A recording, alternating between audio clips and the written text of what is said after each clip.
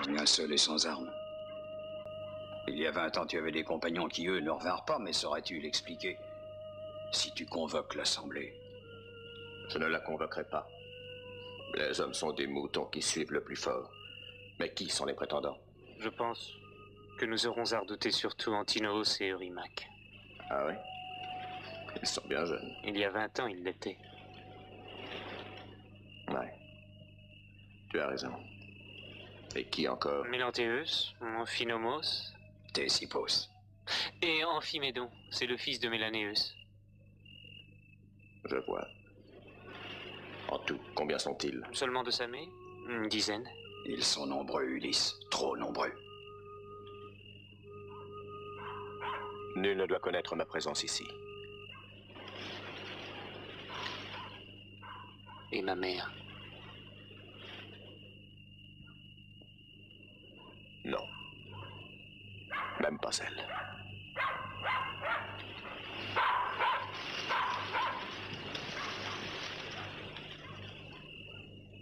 Le navire que les prétendants avaient lancé à la poursuite de Télémaque revient au port.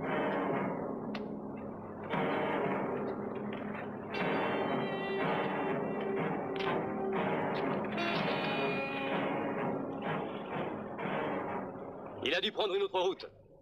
Quelqu'un a dû le prévenir. Il a eu de la chance. Il faut qu'on s'en débarrasse avant qu'il ne convoque une autre assemblée. Il faut l'attaquer en pleine campagne et le supprimer. Oui, mais ces biens ne doivent plus nous suffire.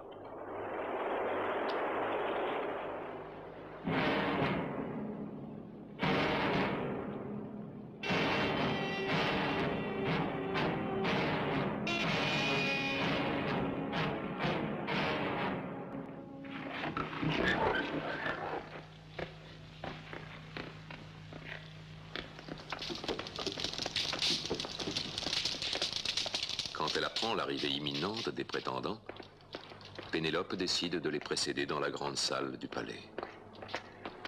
Elle veut se tenir à sa place, près du trône royal, pour s'adresser à eux.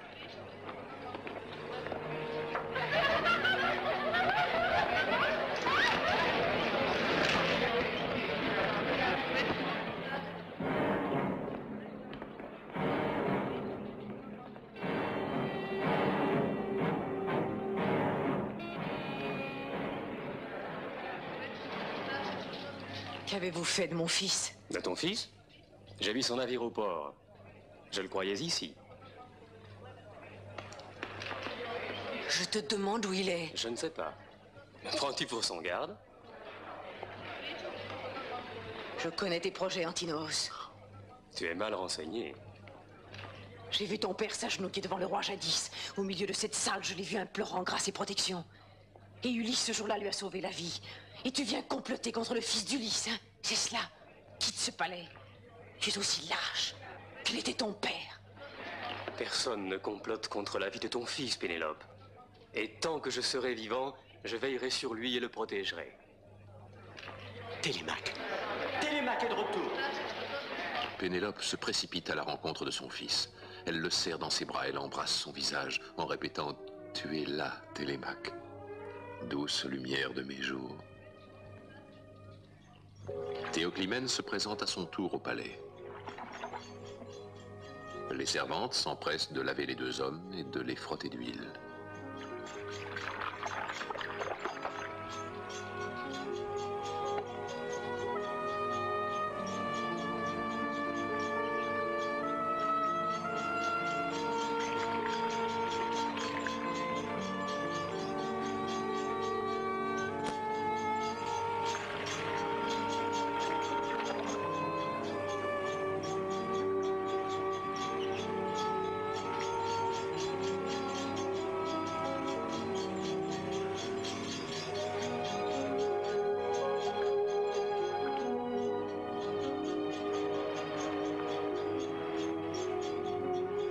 Ton voyage t'a changé. Tu es plus résolu et aussi plus calme. Cela me réjouit. J'en suis bien heureux. Je voudrais te donner, ma mère, une joie plus grande. Quand ton père est parti à la guerre, sais-tu ce qu'il m'a dit? Si le sort m'était contraire, je te confie tous mes biens. Maisons, serviteurs et troupeaux, et mon fils. Et quand à ce fils la barbe aura poussé, tu lui céderas enfin le pouvoir. Et t'a-t-il conseillé de prendre époux?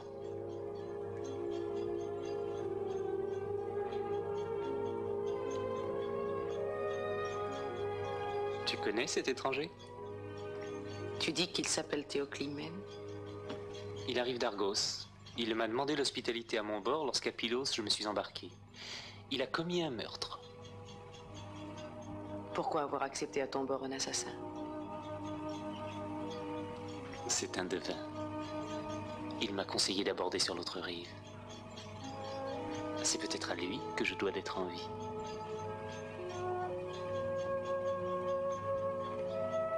Tu reviens avec un hôte étrange, tu évoques l'avenir, mais tu ne dis rien de celui que tu cherchais. Après avoir visité tant de terres lointaines, connu tant de dangers, rapportes-tu au moins des nouvelles de ton père, Télémaque? À Pylos, Nestor me reçut avec affection. Mais de lui, je n'obtins aucune nouvelle d'Ulysse. À Sparte, j'ai pu voir Hélène et Ménélas. À eux également, j'ai fait le récit de ce qui se passe en Ithaque. Ils admirent ta longue patience, mais ils ne peuvent rien pour nous. Ils ignorent où est mon père. Digne et fidèle épouse, que peuvent te dire Ménélas et ton fils? Que ne t'adresses-tu à moi qui peux lire l'avenir? Je ne vois pas les hommes, mais les signes dans le ciel. Je sais qu'il faut continuer à attendre le roi. Il faut l'attendre, gagner du temps, inventer d'autres ruses. Tu sais quel langage tenir au prétendant. Ulysse n'agirait pas autrement. Tu le sais. Comment était-il? Qui? Mon père, quand vous vous êtes mariés. Ulysse? Comment était-il? Il fut le dernier à venir, le dernier à faire sa demande. Mon père était furieux. Il était le moins riche. On disait qu'il n'était pas le plus courageux. Et quand mon père lui dit non, Ulysse baissa les yeux et quitta la salle. Il partit sans se retourner. Alors, je l'ai suivi. Quand il me vit, il posait le pied sur son char. Il ne dit rien. Il fit asseoir Pénélope et le char s'éloigna. Alors mon père voulut nous faire arrêter. Il se mit droit devant moi. Il voulut me faire descendre. Mais j'attrapais les plis de mon voile et j'en couvris mon visage. Ulysse fouetta les chevaux et nous partîmes.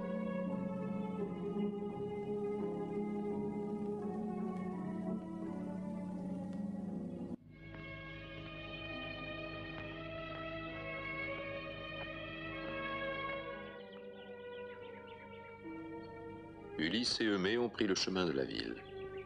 Le porcher a donné à son maître une besace et un bâton, complétant ainsi son déguisement. Et tous ceux qui les croisent de se dire « Il est bien vrai qu'un homme fréquente toujours son pareil. Regarde le porcher qui emmène le gueux au palais. »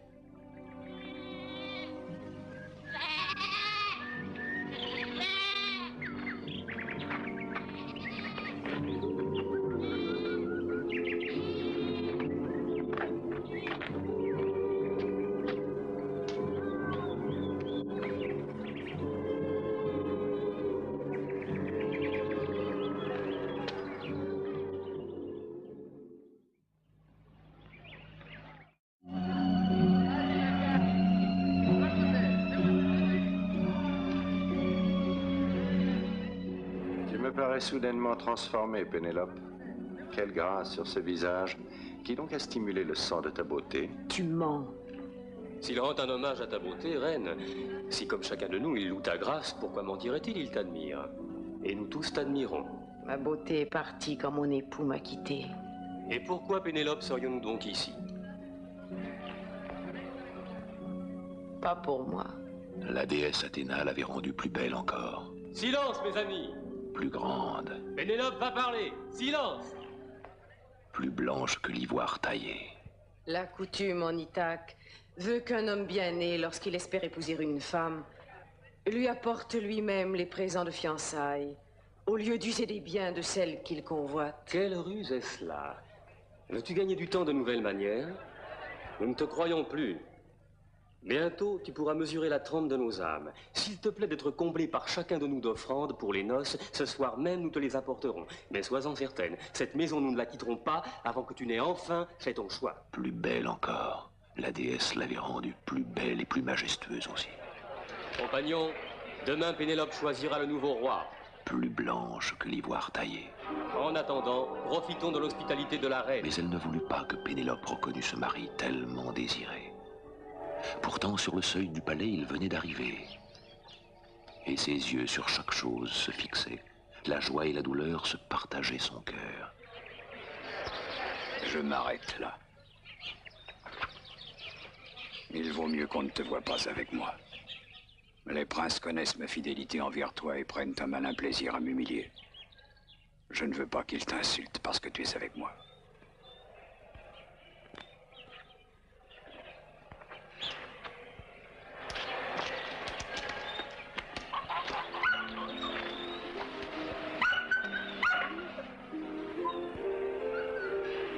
Argos. C'était Argos, en effet. Un chien qu'Ulysse lui-même avait élevé. Mais il n'eut pas le temps de le dresser pour la chasse. Tu te souviens de moi? C'est vrai, après 20 ans, tu te souviens?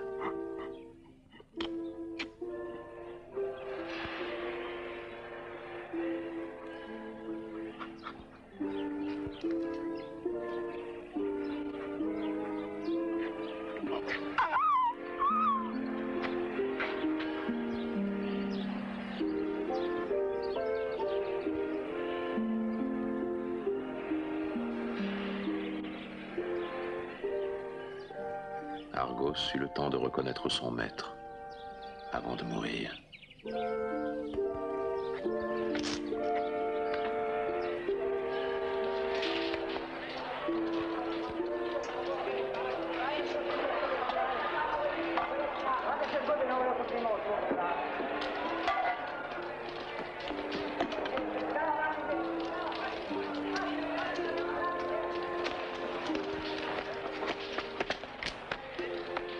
Que viens-tu faire ici, vieillard? D'où sors-tu? Sans doute es-tu de ceux qui détestent l'effort et préfèrent mendier leur pain au lieu de travailler. Le dos voûté, Ulysse, ensuite, tel un vieux mendiant, pénétra dans la salle. Le dos voûté Ulysse ensuite, tel un vieux mendiant, pénétra dans la salle avec son bâton et ses hardes.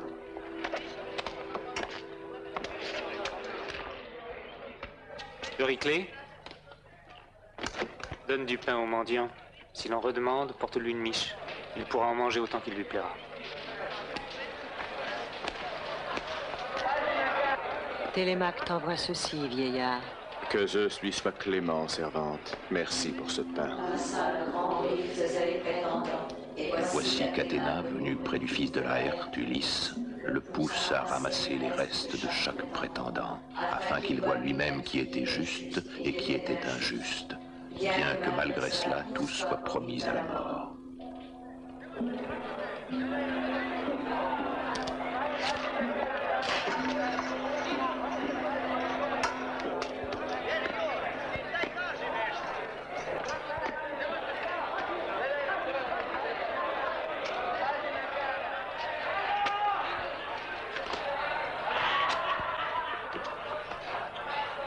Donnez-moi quelques restes. Un peu de pain, Seigneur.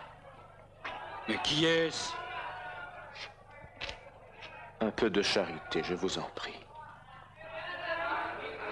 Un peu de charité, Seigneur. Mais qui est-ce?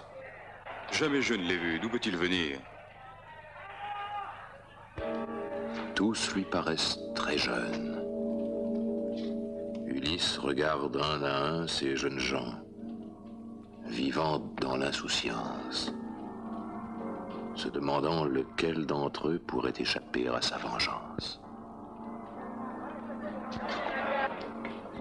Seigneur, donnez quelque chose à un pauvre vieillard. Va-t'en. Télémaque, n'y a-t-il pas suffisamment de mendiants dans notre ville? Faut-il en amener d'autres? Et tu t'étonnes que t'aies bien ces frites. Merci, Eurimac. Je te remercie de t'inquiéter pour moi. Mais c'est bien inutile. Tu peux le satisfaire. Tu as ma permission. Va-t'en.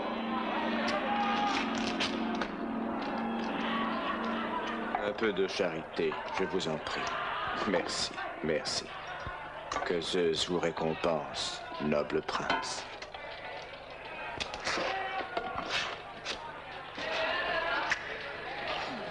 Donne-moi quelque chose, donne-moi ton pain. Toi qui, d'un grand seigneur à l'apparence. C'est le plus riche qui peut donner le plus, c'est justice, oui, et c'est l'usage à Crète, le pays d'où je viens. Connaissez-vous l'île de Minos? Moi aussi, autrefois, j'étais puissant et j'étais riche. J'avais des esclaves, des terres et du bétail. Mais Zeus, un jour, en cet état, m'a réduit. L'infortune à moi s'est attachée. J'avais de grands navires, oui, en tout neuf, qui vers l'Égypte nous menaient pour y faire commerce. Mais à peine avions-nous débarqué que mes hommes ravagèrent les champs. Volèrent, tuèrent et pillèrent. Et leur vilainie, c'est moi qui la paie. Voilà un homme qui a payé pour les autres. Quoi de plus naturel que nous payons pour lui?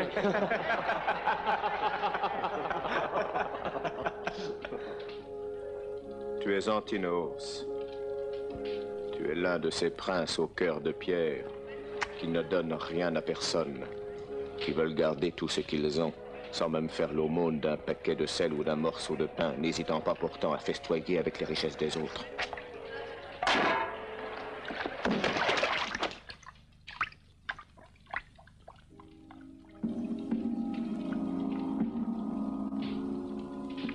Télémaque ressent une grande peine pour son père ainsi humilié, mais il parvient à retenir les larmes qui montent à ses yeux. Il regarde silencieux, méditant sa vengeance. C'est une chose d'être vaincu ou blessé en se battant. Une autre que d'avoir faim. Aussi vrai qu'il y a des dieux dans l'Olympe, tu vas un jour payer le geste que tu as fait. Tais-toi, disparais, sors à l'instant. Je te fais jeter dehors.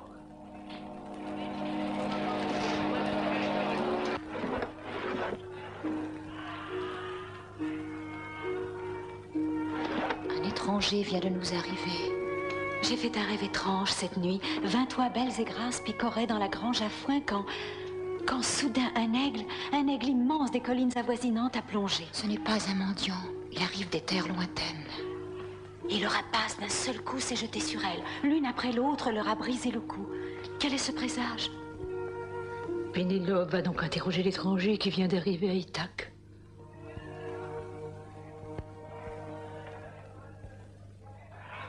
Nous avons Eros aussi, le vieux mendiant. Il serait drôle de voir deux chiens sur le même Eros as. était un mendiant fort populaire, franc buveur et goinfre insatiable. Arné était son véritable nom. Sa mère ainsi l'avait nommé le jour de sa naissance. Les femmes avaient choisi de l'appeler Eros.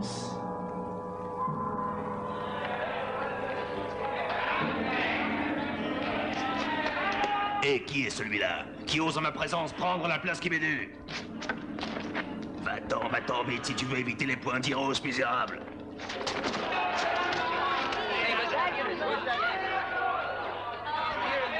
Courage, Eros! Jette-le dehors! Débarrasse-nous de lui! Défends-toi! Expulse-le! Tu entends? Sauve-toi pendant que tu le peux, ne m'oblige pas à te rompre les os. Quel mal t'ai-je fait, Eros? Je suis un homme comme toi. Prends ce que l'on te donne et sois content. Il y en a pour tous. Tu parles sottement, exécrable pouilleux. Il n'y a ici de place que pour moi. Les entends-tu tous? Hors d'ici avant que je montre les dents. Ne me provoque pas. Attention les seigneurs, vous allez voir un beau spectacle. Amusez-nous, coquins, égorgez-vous. Voici la récompense. Elle ira à celui de vous deux qui gagnera cette joute. L'autre devra disparaître. Je me battrai uniquement parce que j'ai faim. Mais faites-moi serment de ne pas me frapper en traître. Dépêche-toi et ne fais pas tant de simagrées. Nous attendons. Allez, sortez, ce n'est pas ici qu'on va s'entretuer.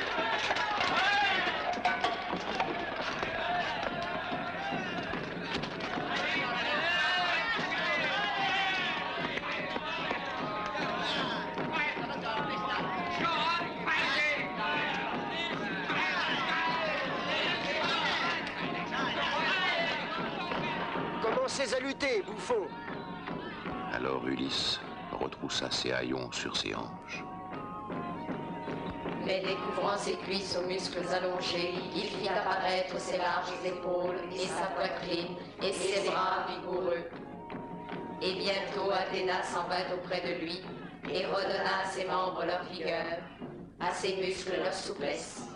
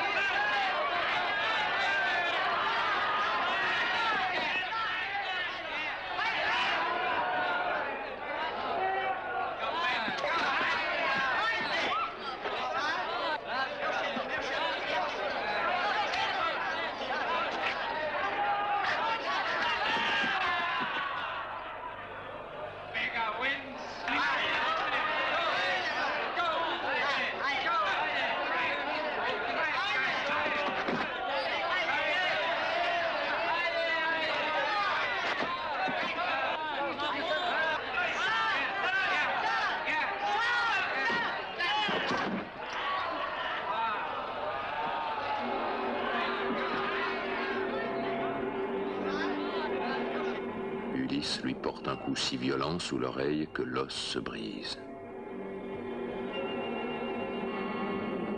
Le sang jaillit de sa bouche. Et il s'effondre en gémissant dans la poussière. Il serre les dents et frappe le sol de ses pieds.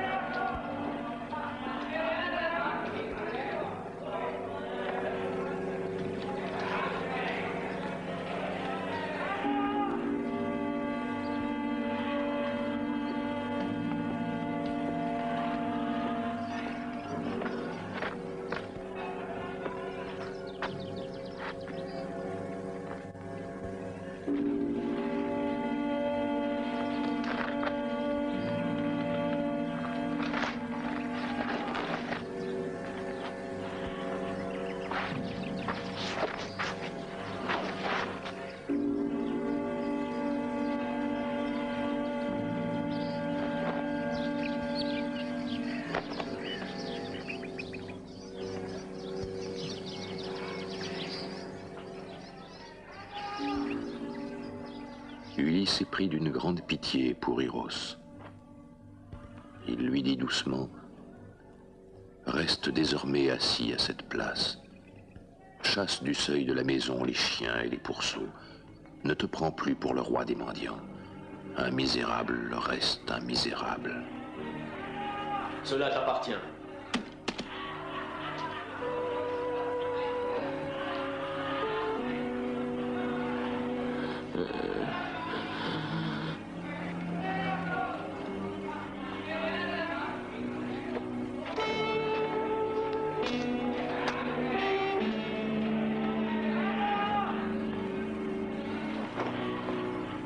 Que chacun d'entre vous, à présent, mes amis, retourne dans sa maison.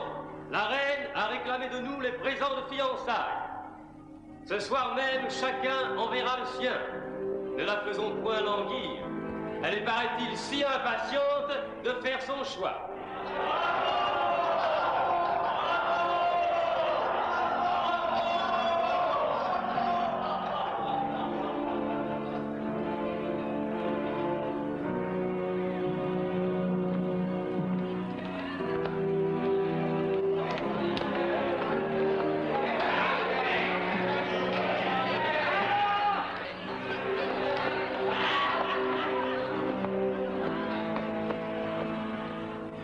t'es battu vaillamment.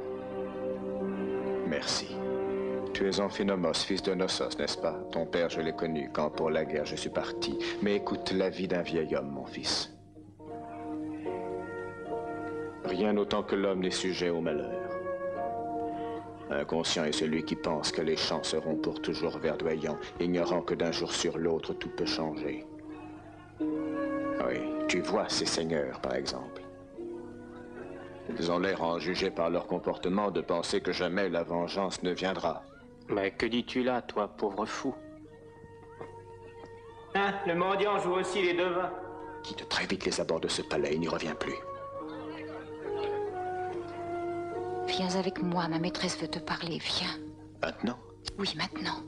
C'est la reine qui voudrait te voir. Non, pas maintenant. Plus tard, après le coucher du soleil.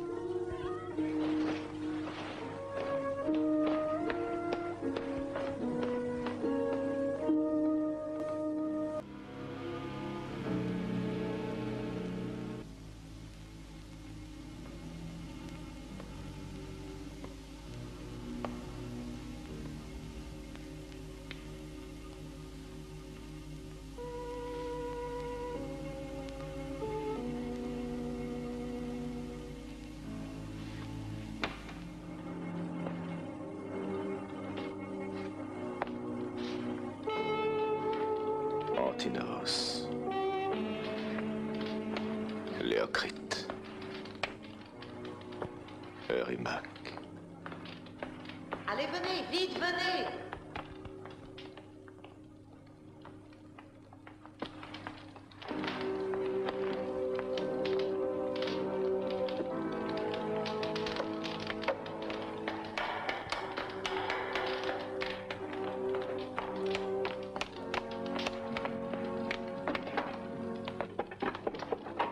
Tu es encore là, toi, même la nuit, à gêner tout le monde? Va-t'en!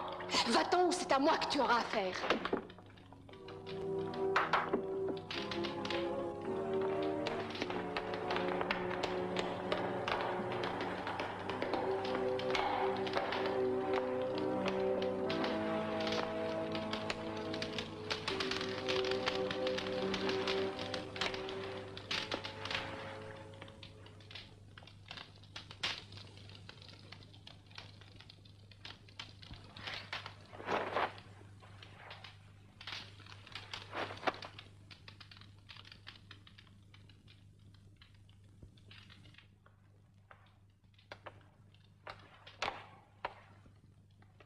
Assieds-toi.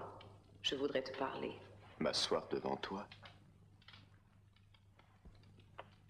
Oh, noble reine, je ne suis qu'un pauvre mendiant. En ma demeure, je veux que pauvres et riches soient égaux. Prends un siège. Mendiant je suis, laisse-moi demeurer à ma place.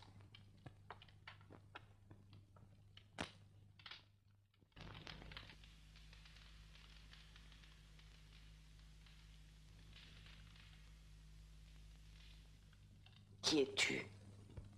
Comment es-tu venu à moi? Pourquoi résistes-tu? Est-ce la crainte qui te rend muet?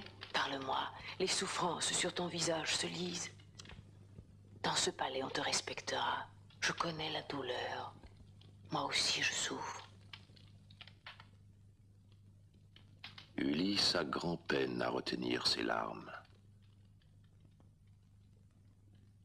Durant tant d'années, il a enduré tant de tourments pour retrouver sa terre, son fils, sa compagne.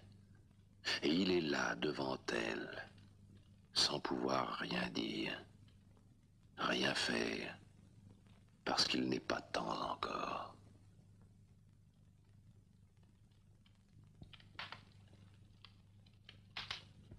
Ne crains rien, étranger. Je veux savoir qui tu es. Si je te contais mon histoire, noble reine, tu me prendrais pour un menteur ou un ivrogne. Mais au fond de toi-même, ce n'est pas moi qui t'intéresse, c'est ton mari absent.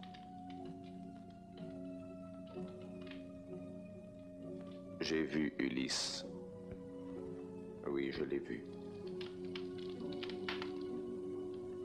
avec une armée quand il partait pour Troie, il y a bien longtemps de cela.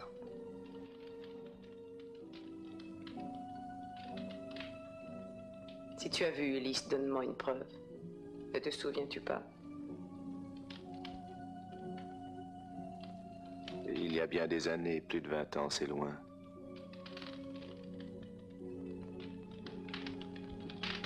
Mais je le revois. Je le revois enveloppé dans un grand manteau rouge. Et sur le manteau, il y avait une agrafe dorée, avec en relief un chien de chasse qui serrait un faon entre ses pattes. Et le faon cherchait à s'échapper. J'avais moi-même cousu les plis de ce manteau.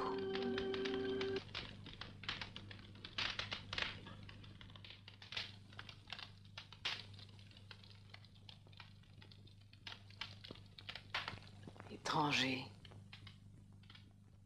Comment sais-tu cela, dis-moi? Qui es-tu?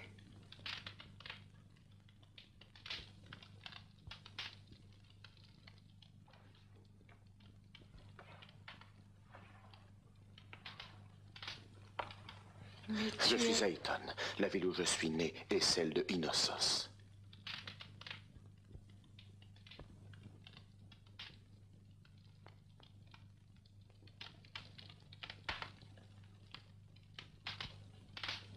Mais tu es... Ulysse? De Calion, mon père, ainsi que mes aïeux sont enfants de Minos et descendants du grand Zeus. Mon frère se nomme Idoménée. Il alla à Troie et fut l'un des rares survivants à revenir dans sa patrie. Si tu es Ulysse, pourquoi encore mentir? Ta renommée fait de toi une femme supérieure. Ulysse.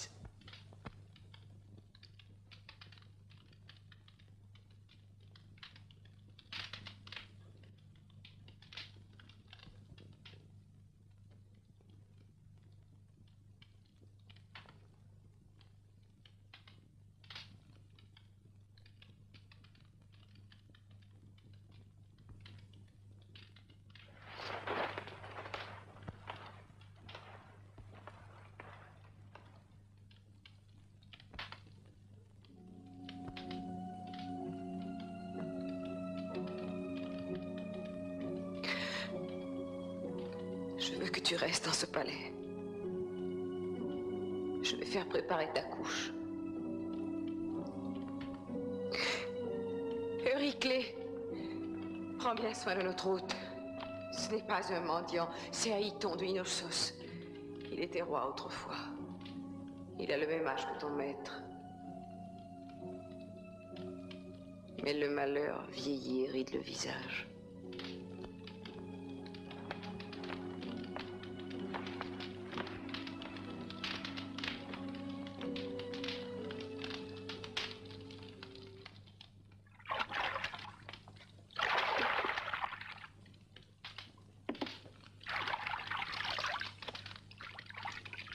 Sais-tu que tu me rappelles le maître que j'ai perdu? La même allure, la même voix.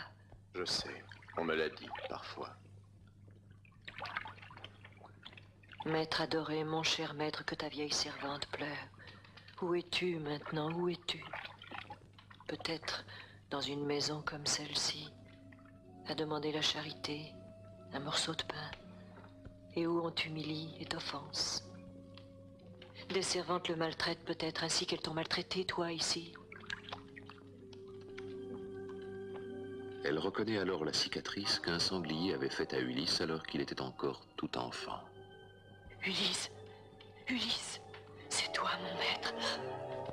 Et je ne te reconnaissais pas. Tu étais devant moi. Ne dis rien. Ne me trahis pas. Car si tu parles, je n'aurai pas de pitié, même pour toi.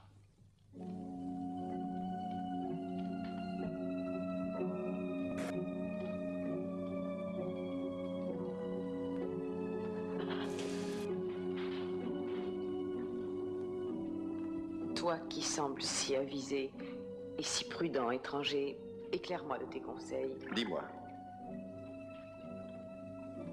Tu as pu voir, n'est-ce pas, que ma maison est envahie par de jeunes princes qui veulent à tout prix m'épouser. Mon fils semble impatient de se débarrasser de moi.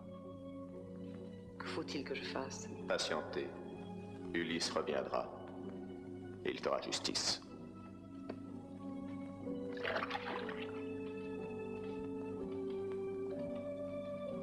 Non. Demain, je vais mettre en concours tous ces jeunes prétendants. Oui, le premier, assez fort pour tendre le boyau de l'arc qu'Ulysse m'a laissé et qui réussira à envoyer la flèche à travers 12 haches, cet homme-là sera mon époux.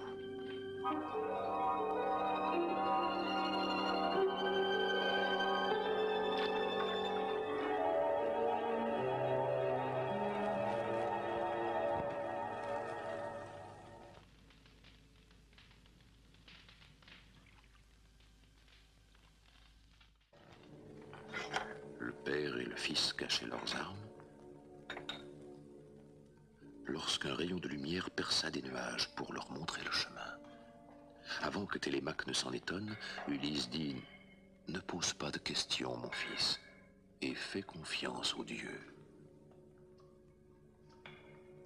La nuit s'écoulait tandis que Pénélope, pleine d'angoisse, contemplait le lit nuptial.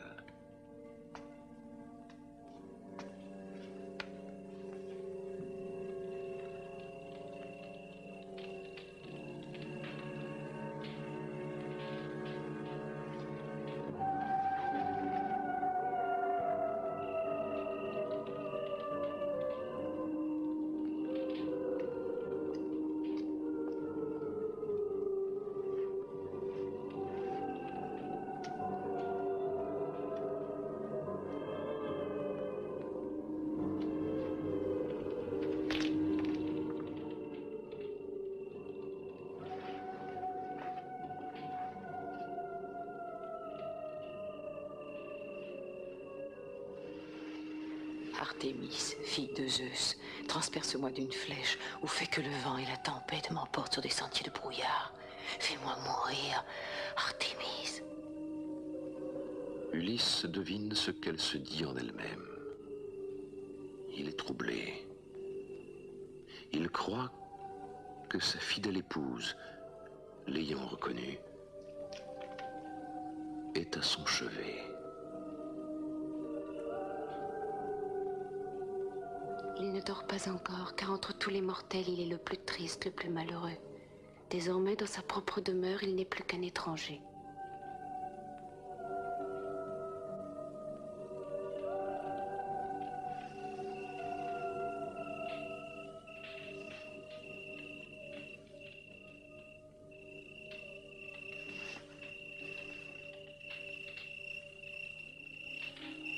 Lentement, l'aurore succède à la nuit.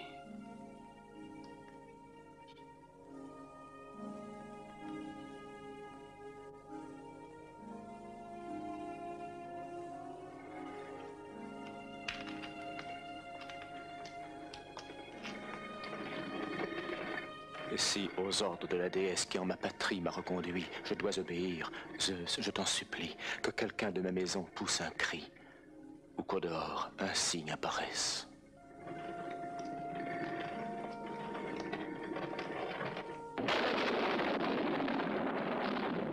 Une seule femme est restée, les autres sont déjà de retour chez elle. Fluette, vieille, elle a fini sa journée de travail et il lui reste encore du grain. De sa bouche, des mots sont sortis. Le tonnerre est pas le moindre nuage. Tu veux d'un signe avertir quelqu'un, Zeus puissant. Écoute-moi, moi qui ne suis qu'une servante, que pour l'ultime fois les courtisans festoient dans la maison d'Ulysse. Fais que je n'ai plus à me briser les reins à nettoyer cette farine. Vite à l'ouvrage, dépêchez-vous! Avec les éponges, nettoyez les tables. Les princes ne vont pas tarder à venir. Dépêchez-vous! Ils vont manger plus encore aujourd'hui. Car c'est un jour de fête.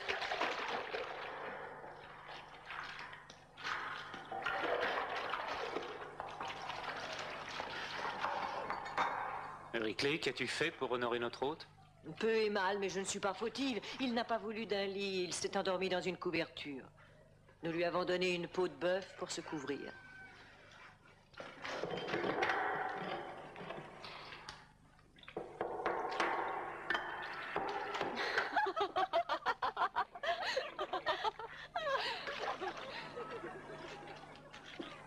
Eumée arrive au palais.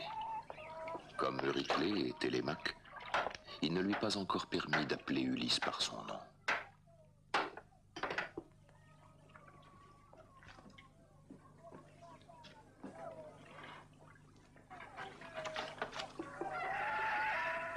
Qui est ce bouvier? Philoétios, quand tu l'as acheté, il n'était encore qu'un petit enfant, t'en souviens-tu? Il n'a pas l'air d'un sot. Ulysse souffre de la solitude, son esprit est en proie au tourment. Solitude et tristesse envahissent son âme, de même que le doute. Pourquoi se jeter sur les princes arrogants, n'ayant à son côté que son fils Télémaque et le porcher Eumée? C'est une entreprise risquée, mais bientôt Athéna, la déesse aux yeux pères, une nouvelle fois est debout devant lui. Tu doutes, pourquoi? À d'autres, il suffit pour espérer de l'aide de ces faibles mortels qui ignorent l'avenir. Et toi, tu n'as pas confiance en moi qui te secours toujours dans le danger. Bel animal. Salut à toi, vieillard. Les tourments sur ton front semblent marquer des rides. Philoétios, cet étranger n'est pas un mendiant. C'était un guerrier parmi les plus braves en son temps. Le même malheur qu'a peut-être connu mon maître, qui lui aussi, revêtu de haillons comme toi, erre de ci de là, s'il n'est pas déjà mort. Dis, l'as-tu connu ton maître disparu?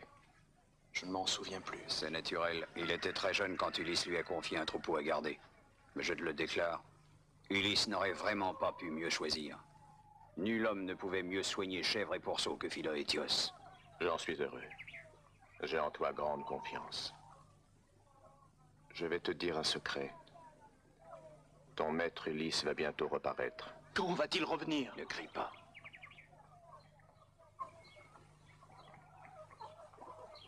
Alors dis-moi, Philoétios, s'il revenait, que ferais-tu? Quelle serait ma conduite? Mon cher maître aurait, je crois, bien besoin de ce bras. Tu verrais ce que je ferais.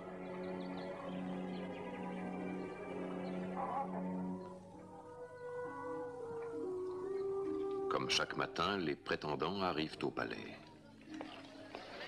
Suivant leurs ordres, on a préparé des brebis les plus grasses, des porcs les plus beaux et des vaches nombreuses. On commence par cuire les entrailles.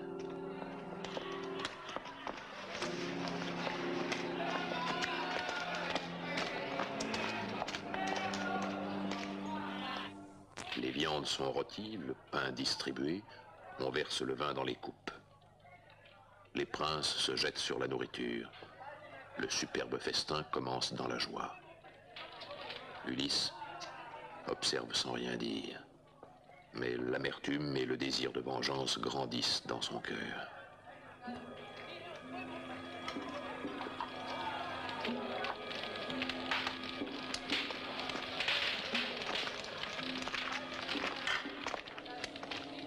Télémaque porte avec ostentation une coupe à son père.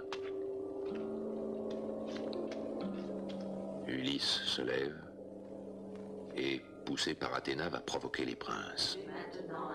Il suscite leurs insultes pour que sa fureur s'accroisse encore.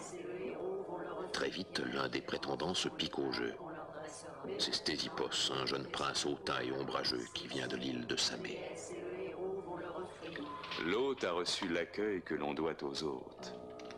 C'est un très bel exemple. Télémaque l'honore et l'invite à sa table. Et je veux moi-même lui donner une pièce de viande, quelques morceaux de roi savoureux qui le rassasient pour aujourd'hui et pour demain. Cela dit, il lance d'un geste vigoureux une patte de bœuf. Ulysse esquive en baissant la tête et continue de sourire. L'assistance reste muette. Mais de tout ce qui respire sur la terre, rien ne sait se montrer plus vil que l'homme.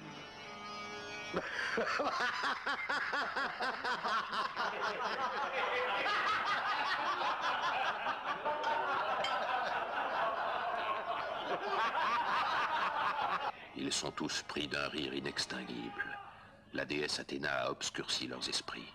Ils rient et dévorent la viande sanglante. Ils rient, mais leurs yeux s'emplissent de larmes. Le palais résonne lugubrement de leur allégresse. Le devin Théoclymène qui les entend jette l'angoisse en leur cœur par ces paroles terribles.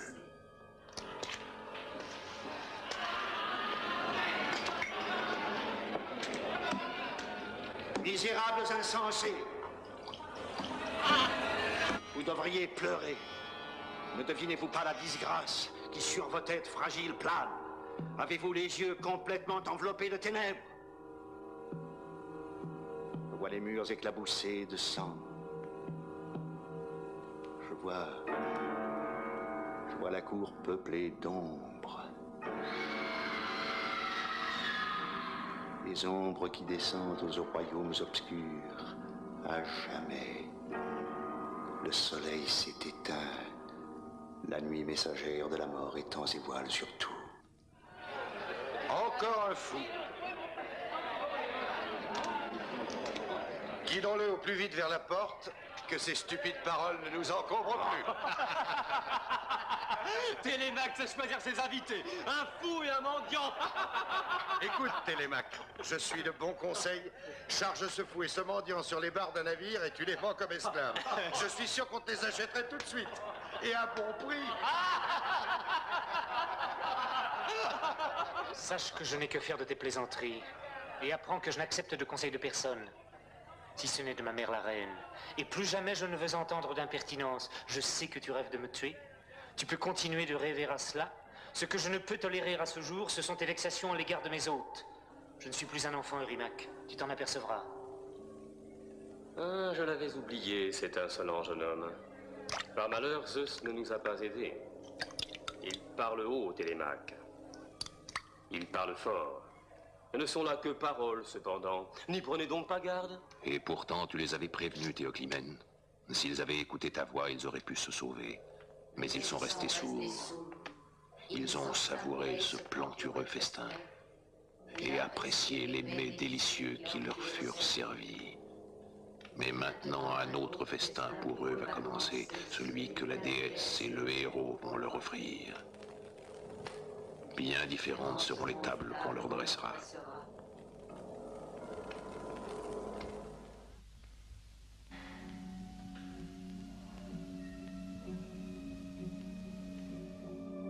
La nuit tombe. C'est le moment attendu par la déesse pour inciter Pénélope à proposer aux prétendants l'épreuve de l'arc.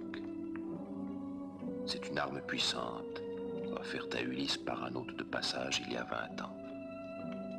Avec quelle ardeur il s'en servait, alors qu'il était jeune encore.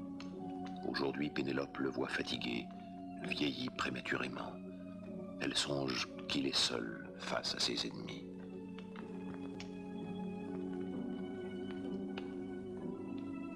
La reine.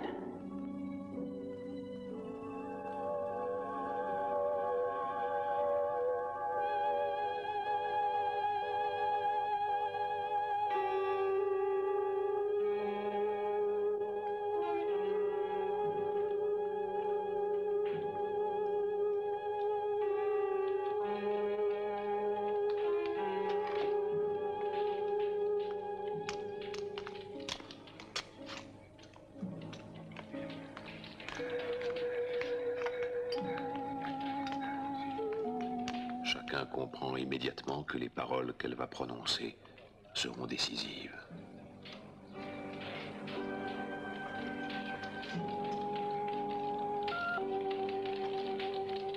Prince,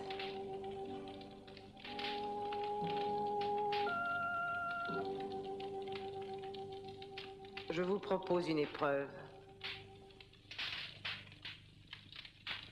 Celui qui réussira à tendre par la force de ses bras la corde de cet arc et tirera une flèche à travers les trous de 12 haches.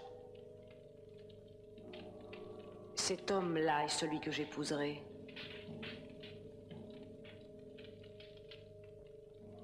Oubliant le toit de ma jeunesse, il pourra m'emmener hors de cette maison.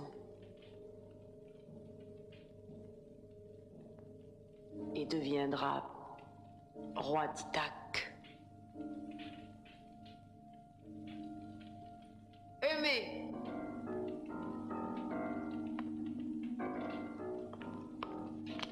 Porcher, apporte-le-moi.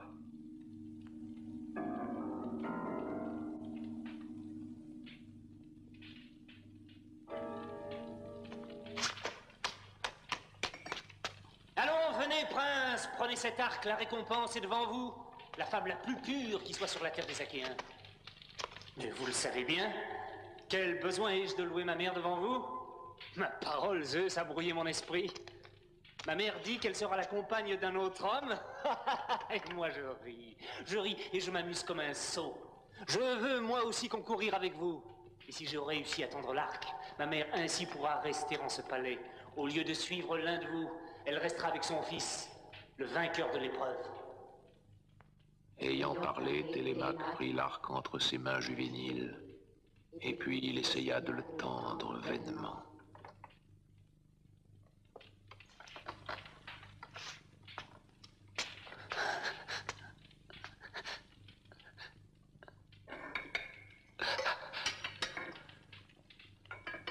Ton bras est assez fort.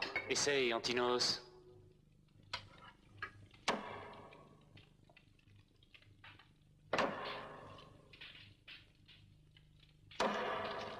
Pendant ce temps, Ulysse enfonce les haches. Chacune d'elles est percée en son milieu, au-dessus de la lame. Il aligne les fers de telle façon que les trous soient placés en enfilade.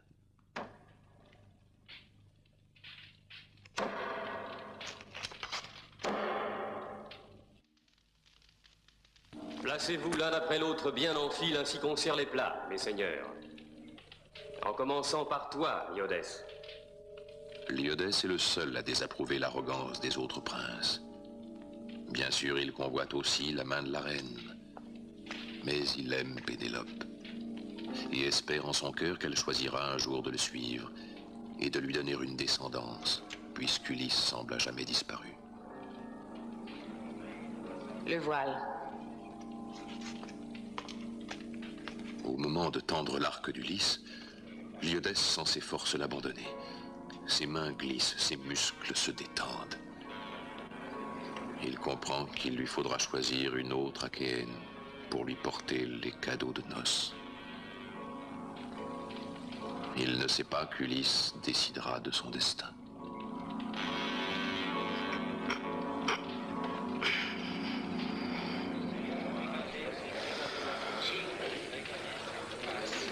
Oh, combien de vies cet arc va-t-il prendre? Mieux vaut mourir, puisque le seul but de ma vie est manqué. Mieux vaut mourir. Tu crois que nul ne saura tendre l'arc parce que tu n'y parviens pas? Si ton père n'a pas su réussir à faire de toi un archer, d'autres auront des muscles plus solides. À toi maintenant.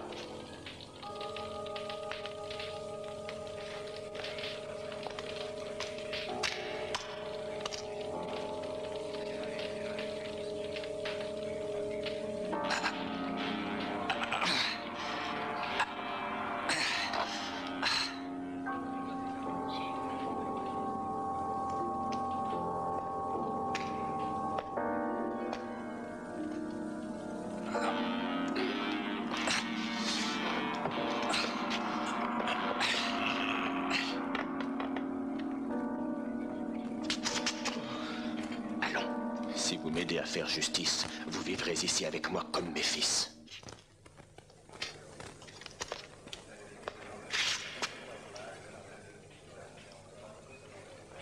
Dis aux servantes de rester dans leur chambre pour qu'elles puissent entendre. Et toi, Eumée et Philoétios, vous ferez fermer les portes de la salle afin qu'aucun prince ne puisse nous échapper.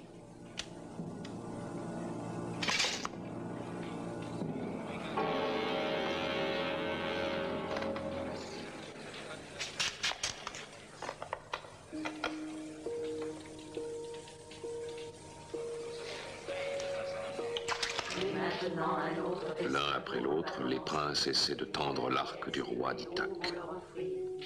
Athéna les en empêche tous. C'est au tour de Rimac. Il essaie, il s'entête, il est stupide d'étonnement. Car il ignore lui aussi que l'arc est ensorcelé.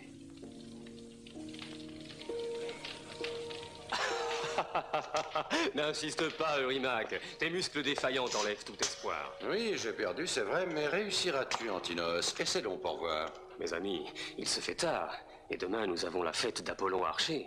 Remettons, voulez-vous, la joute à demain. Permettez-moi, glorieux prince, d'essayer moi aussi une fois. Demain, Apollon choisira celui d'entre vous qu'il voudra, mais aujourd'hui, laissez-moi une petite chance de tendre le boyau. Cela me prouverait qu'il me reste un peu de force. Es-tu fou, misérable? Tu as perdu la tête. Ta requête est plaisante, vieillard. Pour qui te prends-tu donc? Et si par quelque miracle tu réussissais, tu ne quitterais pas Ithaque vivant. Pourquoi le menacer, Antinos?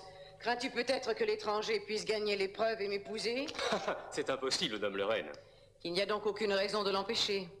S'il en est d'excellente, il ne manquera guère de voix pour proclamer que le plus gueux des autres a réussi là où les nobles et jeunes princes n'ont pu tendre la corde.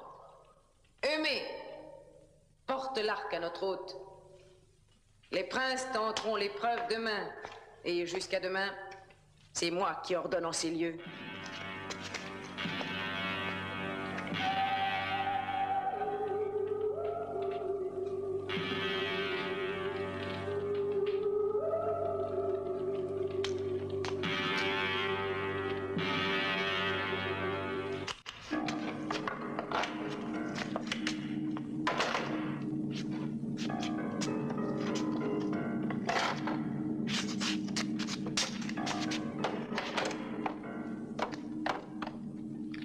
Le vieillard saisit l'arc, le tâte, le soupèse, le chauffe sur la flamme d'un côté et de l'autre, le temps craignant que les années n'en aient rongé la corne. Cet homme est connaisseur de l'arc et de ses flèches. Il a chez lui sans doute de tels instruments, je vous le dis, prince hautain. Je sens qu'il parviendra à nous bander cet arc.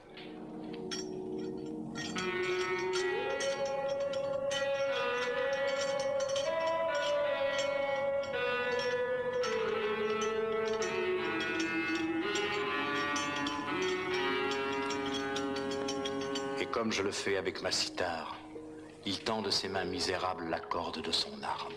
Le gueux va réussir, sans peine, comme en se jouant. Il tire la corde du grand arc qui vibre tellement sous l'effort qu'elle pousse le cri de l'hirondelle.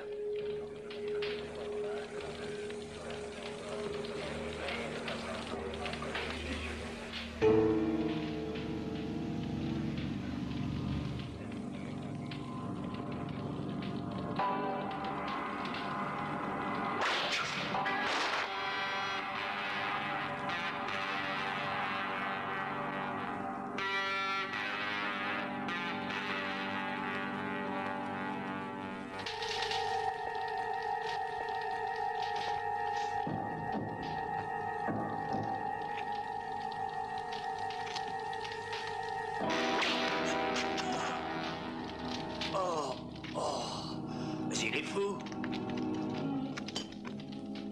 Vite! Chien! Croyez que jamais de Troie vous ne reviendrez. Vous pilliez ma demeure, vous courtisiez ma femme, sans craindre la colère des dieux et l'indignation des hommes. Maintenant, l'heure est arrivée pour vous de mourir. Télémaque, n'espérez nulle pitié de ma part. Aucun de vous ne quittera vivant cette maison. Le moment est venu de la vengeance, de la terreur. Comme des moutons terrifiés, ils cherchent du regard quelque issue pour échapper à la mort. Mais l'enceinte est bien close, et moi aussi j'ai peur.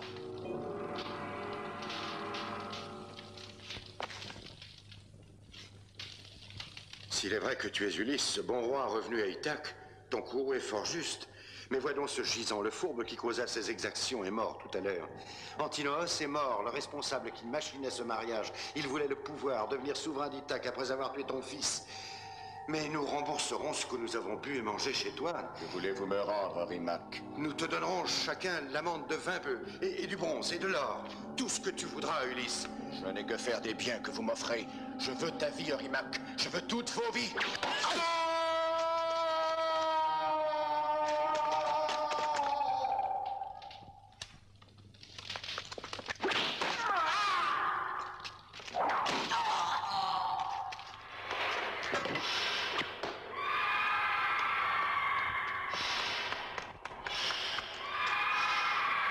Vous ne sortirez pas. Personne ne peut sortir, c'est un ordre d'Ulysse. Restez, nul ne pourra échapper. En arrière, arrêtez, en arrière. Vous avez trahi le maître avec les princes usurpateurs. Chienne sans pudeur, il n'est plus temps de vous sauver. Vous n'échapperez pas à la vengeance du roi.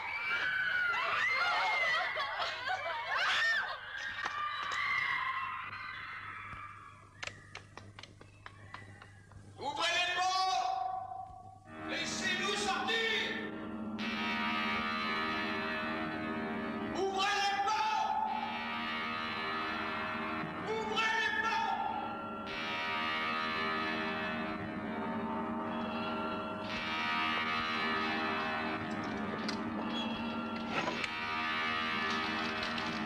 Je vous tuerai tous.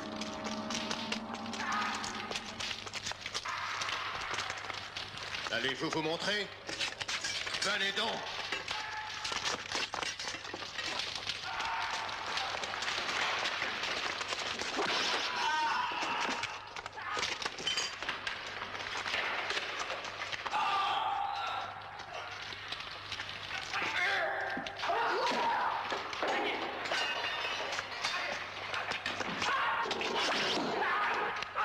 Attention!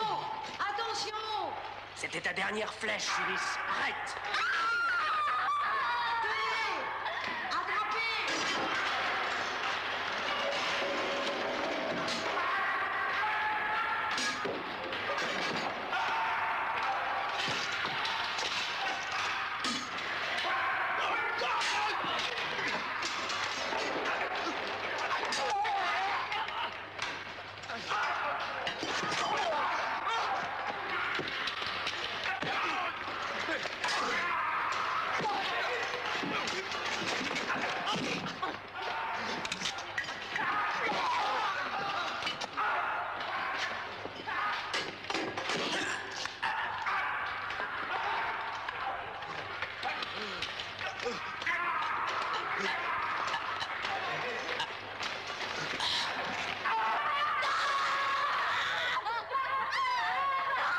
Toutes sont en pleurs. Il n'y a ni fuite, ni abri, ni salut possible pour tous les prétendants, parce qu'Athéna est impitoyable. Elle leur a enlevé tout esprit de défense. Ils courent en toutes directions, comme des poules effrayées par la foudre. Alors que les aigles souverains en large cercle descendent, ils les voient et fondent sur leur proie qui tout apeurés attendent la mort.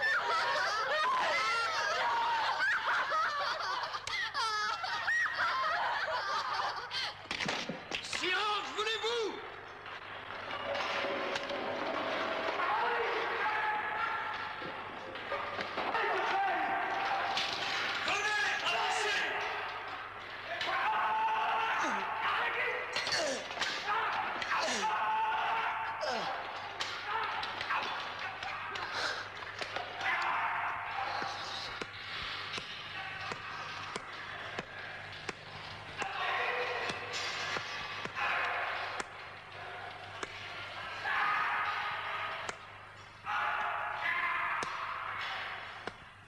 Une femme pleure son époux agonisant.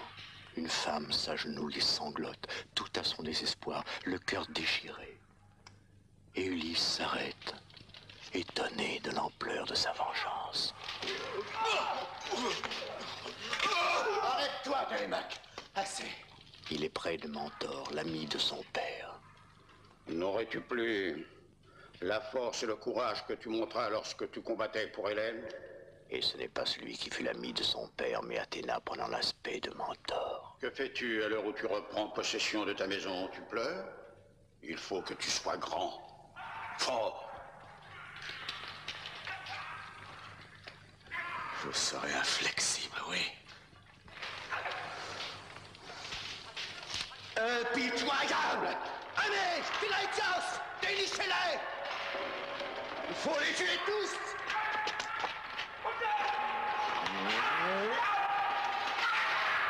Massacrons-les!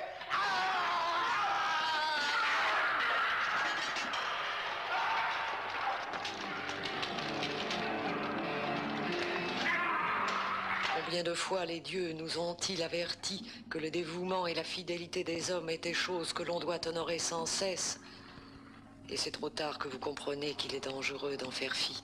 Sourds et aveugles, ils pensent que les dieux sont injustes, alors qu'eux-mêmes sont seuls fautifs. Ils payent tous leurs crimes. Et le sort est cruel à ceux qui, durant des années, ont oublié les lois. Les témoins du carnage n'ont pas peur d'être eux des victimes. Ceux qui n'ont pas trahi savent très bien que parfois la justice est implacable et que ses yeux rouges de sang n'épargnent aucun coupable. Tout est accompli maintenant. Les dieux ont rendu leur arrêt. Tout est accompli.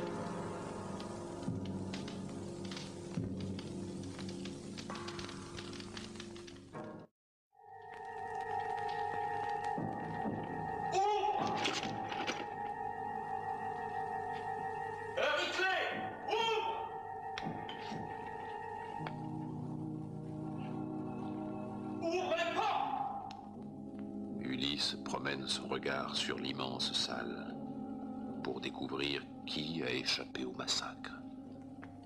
Mais il ne voit que corps sans vie, baignant dans le sang, inertes comme les poissons que les marins jettent sur la grève au retour de la pêche.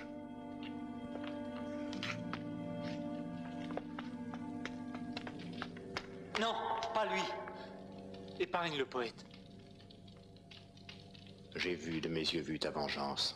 Mes poèmes en porteront témoignage pour toujours. Tu peux me tuer, mais le remords te poursuivra. Je ne te tuerai point, Phémios. Tu chanteras afin que les hommes sachent la différence entre vertu et crime. Va, tu peux partir.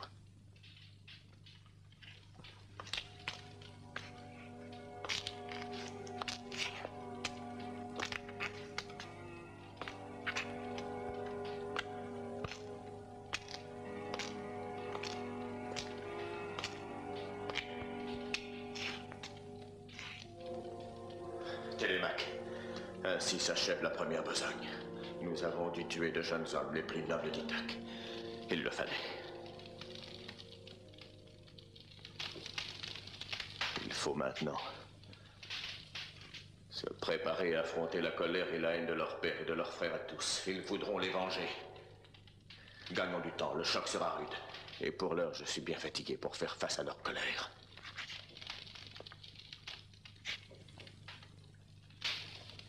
Il me vient une idée. Télémaque, fais venir les musiciens qui les jouent avec force, que l'on pense qu'Ithaque célèbre quelques fêtes, qu'on oublie les morts. Voici les servantes qui t'ont trahi. Elles ont avoué. Mais après quelques futiles efforts pour nous assassiner, elles ont pris peur. Ne bougez pas! Euryclée déclare que seules 12 femmes ont commis trahison avec les prétendants. Il suffit de chanter celle-ci comme exemple pour les autres. À terre, couchez-vous! Ulysse, veux-tu les voir mourir? Pas encore. Qu'un grand d'eau, elle nettoie la salle et emporte les morts.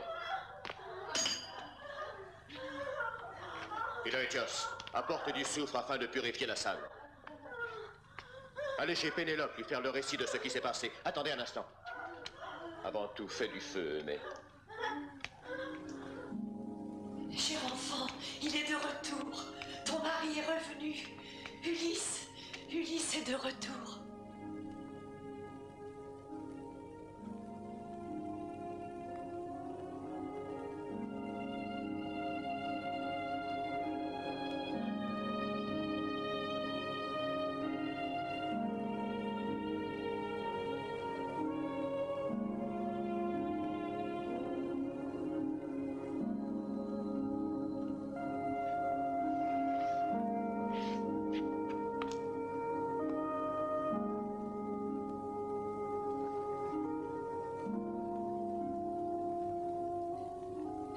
N'as-tu rien entendu, Pénélope?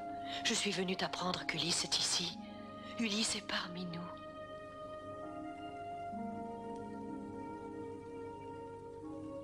J'ai beaucoup changé.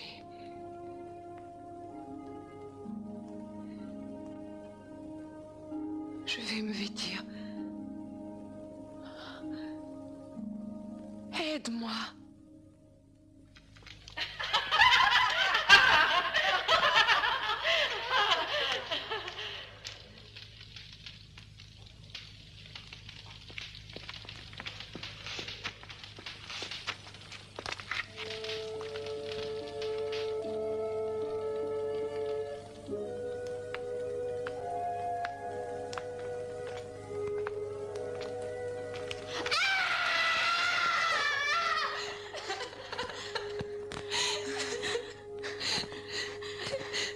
N'ayez pas peur, femme. Allons, n'ayez pas peur. Votre fidélité sera récompensée.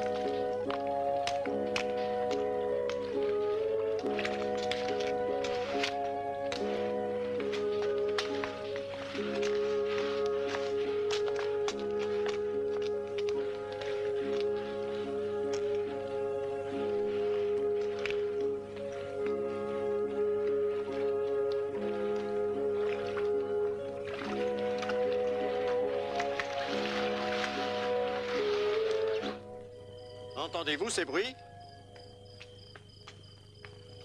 Je vois des feux là-haut. Le palais est en liesse. C'est une musique de noces. La reine a fait son choix parmi les courtisans. Elle a renoncé à attendre le retour de son mari.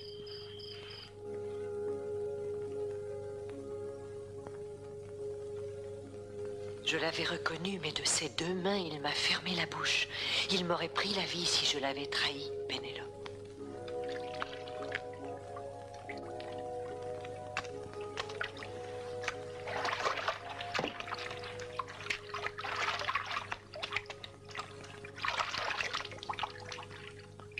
C'est un homme qui est là, un homme avisé qui a tenu secret ses plans. Prudent et implacable, il ne s'est confié à personne. À personne.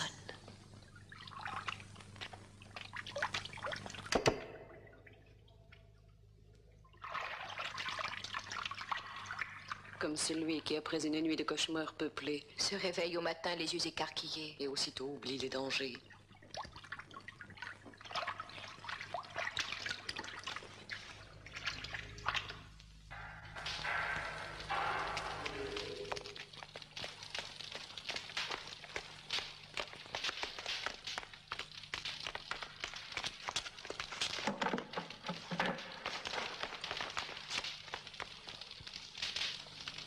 Sortez.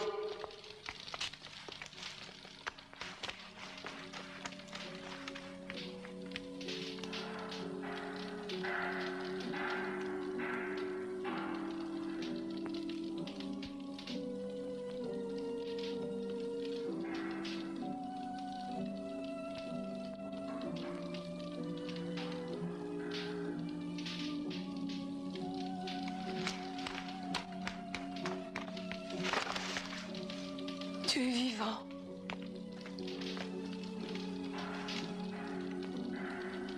Tu es vivant, mon fils.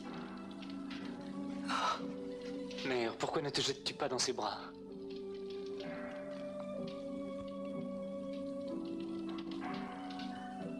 Dans les bras d'un inconnu, pourquoi? Un inconnu? Que veux-tu dire, mère? C'est un inconnu pour moi. Mon fils. Hier, il n'était qu'un gueux pour moi. Un mendiant. C'est ce qu'il a dit. Il s'est présenté ainsi. J'ai cru que mon mari était revenu. J'ai cru voir Ulysse. Il m'a dit s'appeler Aïton de Inossos. Je voyais devant moi l'homme que pendant 20 ans, patiemment, j'avais attendu. Et lui ne me montrait nulle confiance. Il mentait comme s'il craignait que je le trahisse. Moi, oui, moi, sa propre femme. Pourquoi? Pourquoi? Et je ne lui ai rien demandé. Je me suis tue. Je n'ai rien voulu dire, car tout dictait à la femme d'Ulysse d'être forte. Mais de voir encore cacher son bonheur quand 20 ans de patience sont finalement récompensés. Voyait-il donc si peu la preuve de ma constance? Cette preuve, tu l'as. C'est à moi maintenant d'exiger une preuve. Entre époux, il existe certaines marques bien à eux que nul ne peut connaître. S'il est vraiment Ulysse, il saura me convaincre. S'il est vraiment Ulysse, il trouvera une marque secrète qui me fera voir qu'il n'a pas oublié les années où il n'aurait pas mis en doute ma foi. Fais qu'on prépare un lit, ma reine. Je suis là, épuisé. Donne l'ordre. Mon lit. Qu'on prépare vite le lit d'Ulysse et qu'on l'apporte ici. Qui pourrait déplacer ce lit, Pénélope? Je l'ai creusé moi-même dans un tronc d'olivier. Tu ignores, Télémaque, mon fils, ce qu'il signifie pour nous. Cet olivier de l'enfance, ta mère l'avait vu grandir chaque année. Elle voulut que dans son tronc superbe, je taille notre couche. Ensuite, j'ai bâti autour du bel olivier les murs de la chambre nuptiale. Je fis le toit, les portes et toute la maison. J'étais jeune alors. Tu n'étais pas né, mon fils.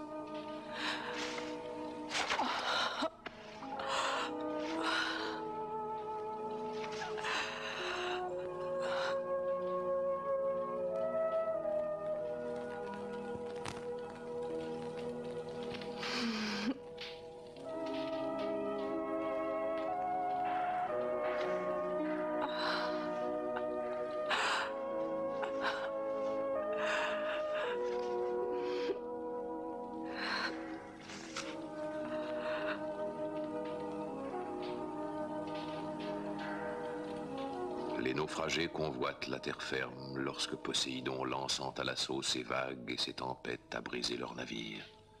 Peu d'entre eux, cependant, échappent à la mer et parviennent à la plage. Telle une naufragée, Pénélope convoitait son époux retrouvé.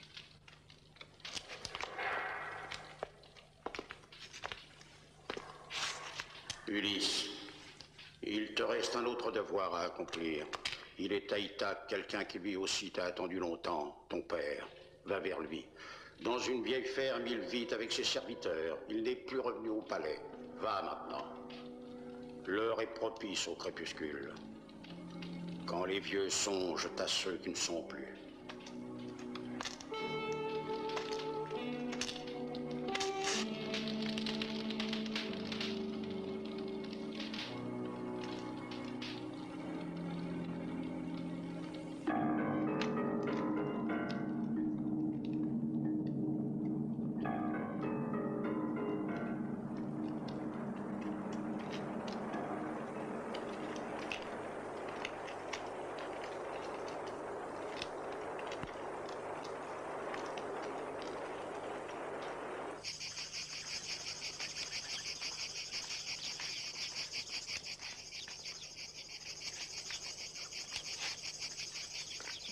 Attendez-moi ici.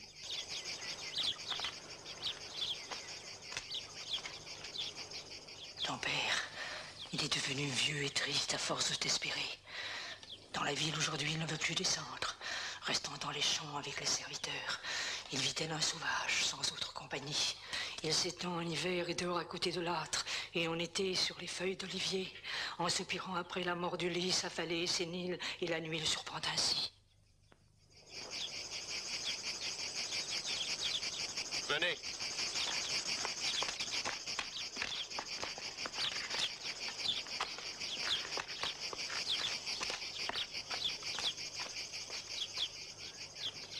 Les souvenirs. C'est mon père qui a planté là cet arbre. Que de temps a passé.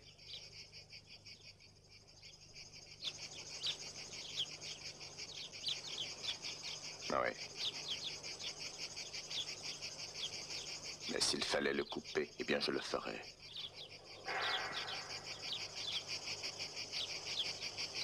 Seigneur,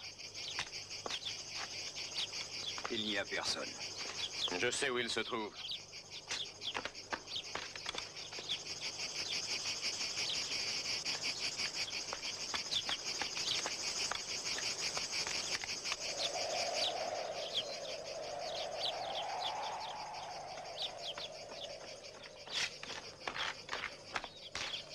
Père, mon fils, c'est toi, c'est bien toi. Lève-toi. Non, non. Mon fils, tu es finalement revenu.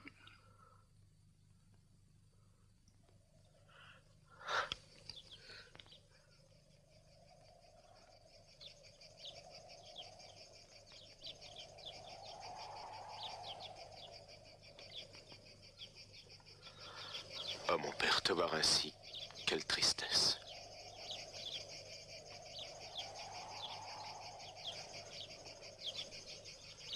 Je fus roi, c'est vrai, et les uniques restes de ma grandeur d'antan sont ces peaux qui évitent à mes mains les piqûres des épines. Mais j'ai pu garder un autre privilège. Vois. Cette belle lame, c'est du bronze solide. C'est tout ce qu'il me reste de mes armes de guerre, mais il me fut utile pour enlever des champs les pierres et pour cultiver. Je crois que tu auras d'autres occasions encore de bien mieux t'en servir. Je suis allé au palais. J'ai tué les prétendants de ma femme et aucun d'entre eux n'a échappé. Au sommet de l'Olympe, les puissances divines existent puisque tu as pu enfin accomplir ta vengeance, mon fils.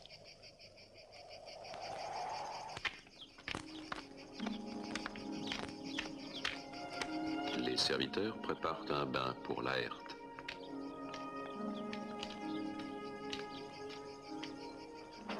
L'eau est apportée de très loin. Pendant ce temps, Télémaque, Eumée et Philoétios surveillent la maison.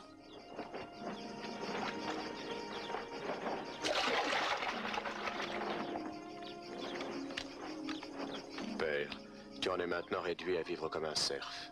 Oui, je vis comme un de mes domestiques. Mon lit est de paille étalée. Je mange tout comme eux, des olives, du fromage, quelques quignons de pain, toutes choses que je fais avec eux, travaillant de l'aube au crépuscule, mais sans être un esclave.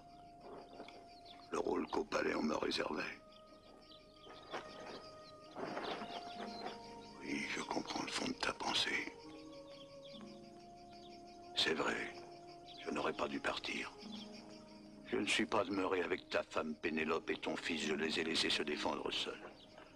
Seul face à d'indignes princes qui voulaient profiter de ton absence pour prendre ta place. Mais je ne suis plus le roi depuis longtemps. Non, mon fils, je ne suis plus le roi. Depuis le jour où je t'ai remis la charge de notre île, c'était un bien jeune roi que j'avais mis sur le trône, mais déjà brave et fort. Et puis rusé, aimant l'exercice du pouvoir, contrairement à moi. C'est la raison pour laquelle je voulais que tu me succèdes. Peu après, tu es parti pour Troie avec tes guerriers. Nous attendîmes 10 ans ton retour.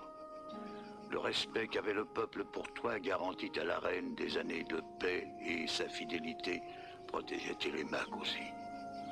Les saisons se succédèrent, nombreuses. Ta mère mourut de ne pas revoir son fils et je crus moi-même, comme tous les hommes d'Ithaque, que jamais plus tu ne reviendrais. Aurais-je trouvé la force de lutter? Seigneur, tout est prêt pour que ton fils te voie tel qu'il voulait te voir à son tour. Dolios a toujours été bon pour moi. Il m'a aidé à trouver dans cette solitude, cette retraite silencieuse, ce bonheur très tranquille que les dieux immortels m'accordent au soir de ma vie.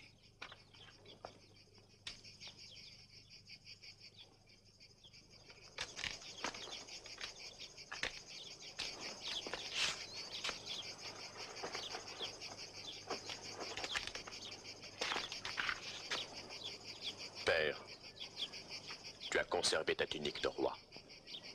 Il faudra la remettre pour combattre à nouveau.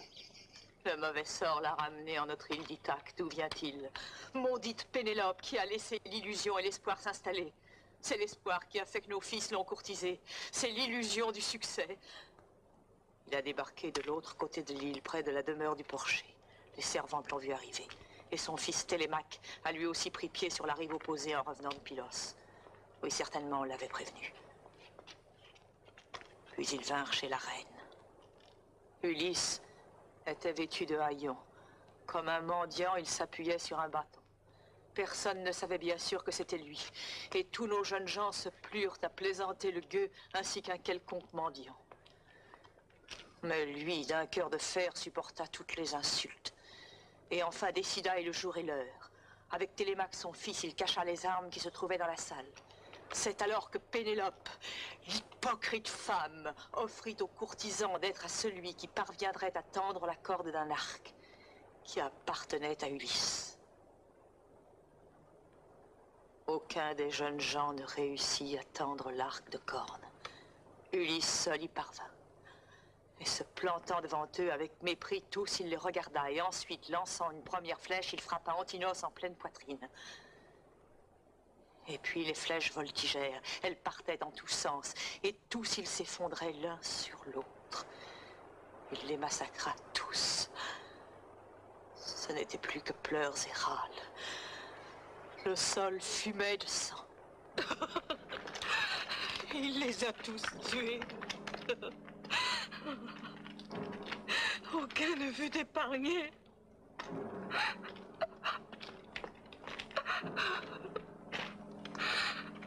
Antinos. Fils, oh fils aimé. Antinos. Antinos.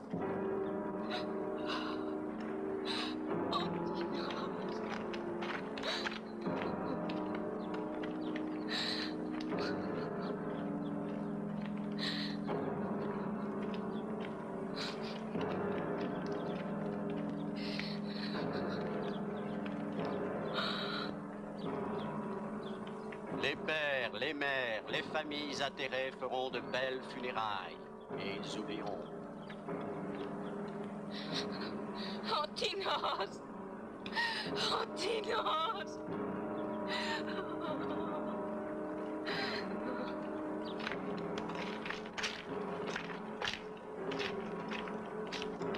Ils étaient jeunes et riches. Qu'avait-il besoin de vouloir plus encore? Que le sang des beaux seigneurs n'éclabousse pas les pauvres innocents.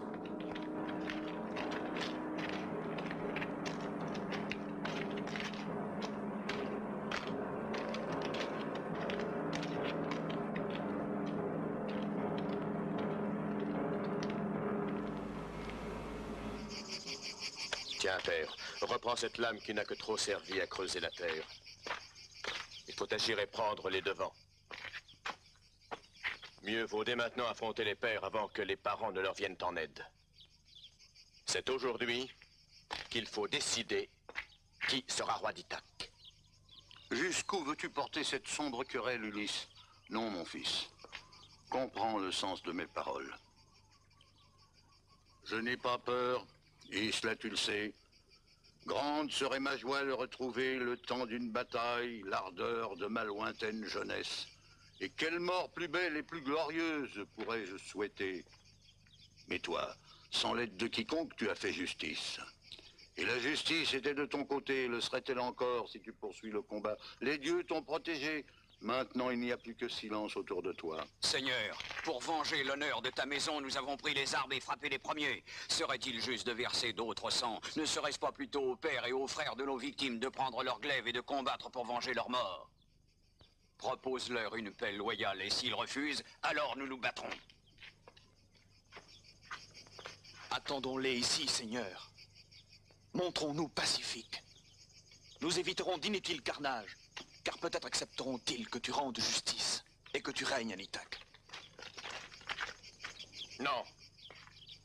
Sans lutte, jamais nous n'aurons la paix. Il faut écraser les ennemis à jamais.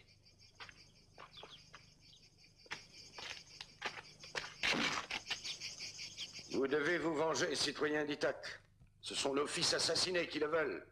Nos fils victimes d'un sanglier sauvage, un homme sans honneur, qui bien avant l'âge devint roi. Et voilà maintenant ce pays décimé. L'élite de nos jeunes, il l'a massacré. Il en fit le sacrifice devant toi où il frappa de ses propres mains. Combien de rescapés y a-t-il à sa fureur et à sa soif de vengeance? Il est de retour, mais que fit-il de nos fils? Que fit-il de nos navires, de nos soldats, de nos marins? Réunissez tous vos serviteurs. Donnez-leur des armes. Envoyez des courriers à vos frères des îles voisines. À ceux dont les fils ont été sauvagement tués, eux aussi, comme les nôtres. Nous aurons vite assez de troupes pour marcher contre lui, détruire sa maison et brûler ses moissons, et nous serons vengés. Halithercès prend la parole. Il a le pouvoir de connaître le passé et l'avenir. Il parle avec sagesse. Écoutez-moi, Jean d'Ithak, écoutez-moi bien. Les malheurs qui vous frappent sont dus à votre lâcheté. Ni moi, ni Mentor, vous n'avez voulu écouter, et vos fils, par leur orgueil démesuré, ont commis de graves fautes, défiant les dieux, déshonorant l'épouse d'un héros. N'allons pas au-devant du malheur. Le malheur, faux prophète, serait que nos fils ne soient pas vengés. Allons, votre devoir est de faire expier sa faute à Ulysse. Vous le savez, qu'attendez-vous? Il est allé se réfugier à Pylos ou à Sparte, où il a des ennemis puissants. Non, il est encore à Ithak. Je l'ai vu, moi.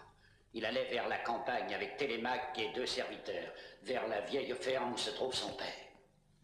Si cette nouvelle est véritable, ne perdons pas de temps en parole. Il faut l'attaquer tout de suite. C'est là un signe des dieux.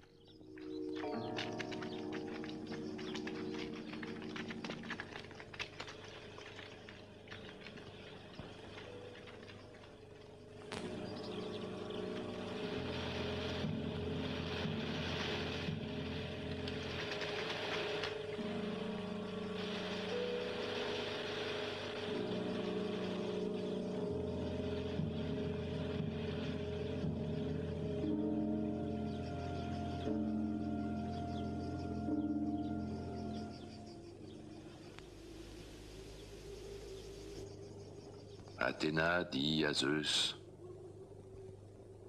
Ô fils de Cronos, souverain suprême, veux-tu pousser plus loin la guerre ou rétablir la paix entre les adversaires? Pourquoi ces questions, ma fille? Répondit Zeus. N'est-ce pas toi qui as ordonné le retour d'Ulysse? Versons-leur l'oubli, dit Athéna. L'oubli et la paix, dit Zeus.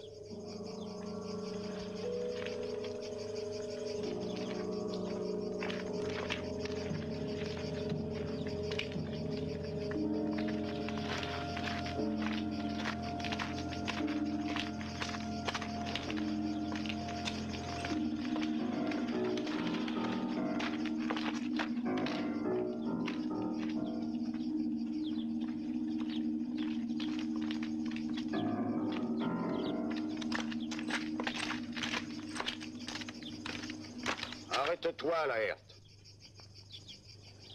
Un massacre de plus ne servirait à rien. À quoi servirait le sang versé?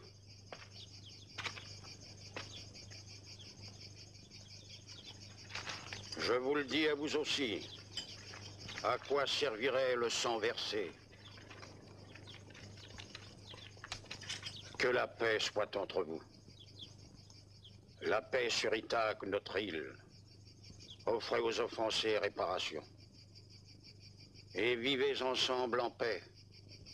Qu'à jamais la paix soit notre bien à tous.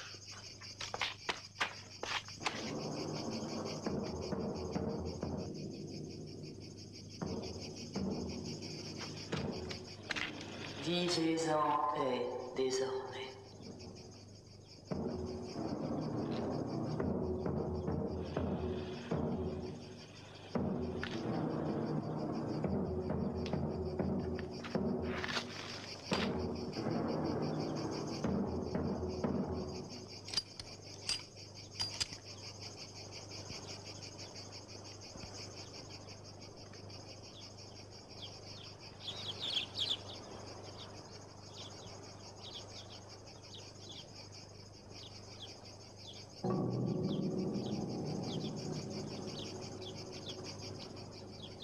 Que la paix soit sur vous.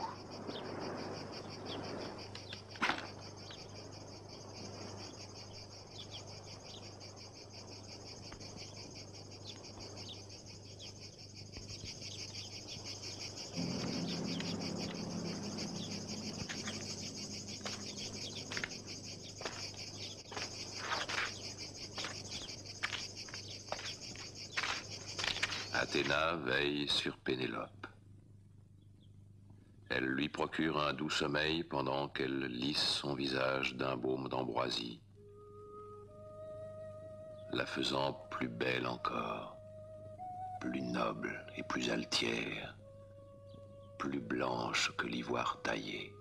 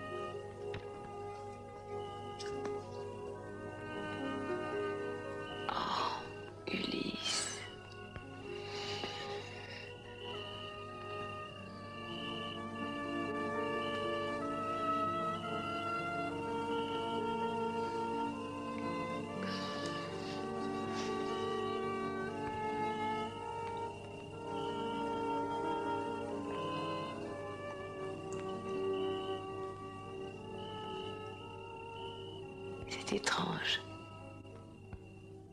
Je sais que toutes nos nuits ne seront pas semblables.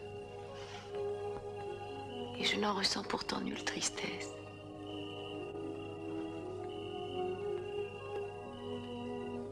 Que de fois ai-je imaginé ce moment où enfin je te parlerai. J'avais les dieux pour interlocuteurs et je n'arrivais pas toujours à les comprendre. Alors que ton amour aurait tout éclairé.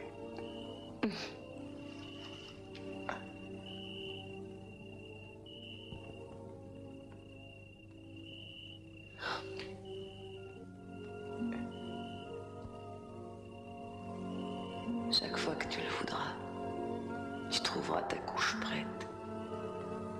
Ne crains jamais de me dire ce que tu penses ou ce qu'un Dieu t'a inspiré. Je suis là maintenant.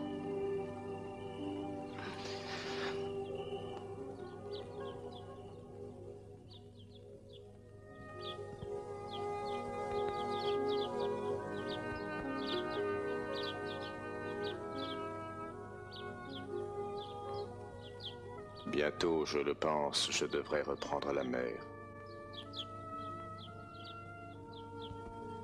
Tirésias me l'a prédit.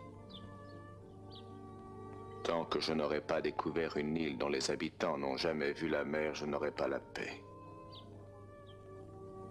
C'est une île où les hommes ne mangent pas de sel, n'ont aucun navire et ignorent la rame.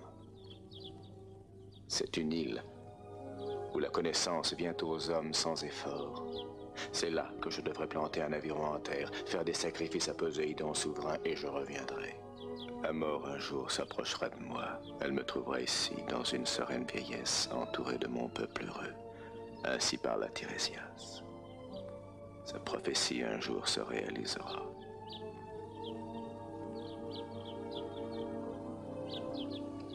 Notre destinée est entre les mains des dieux. Ils ont le pouvoir de changer notre vie. Et il n'est rien que l'on puisse faire, sinon se taire et regarder. Nos peines, nos douleurs nous viennent d'eux. Et notre vie est notre mort.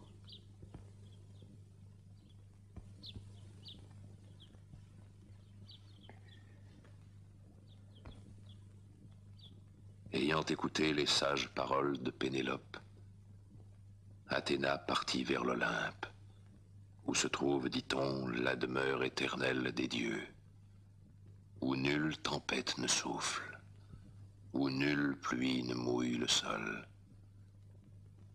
où aucun nuage ne trouble jamais l'éclatante lumière de l'azur infini.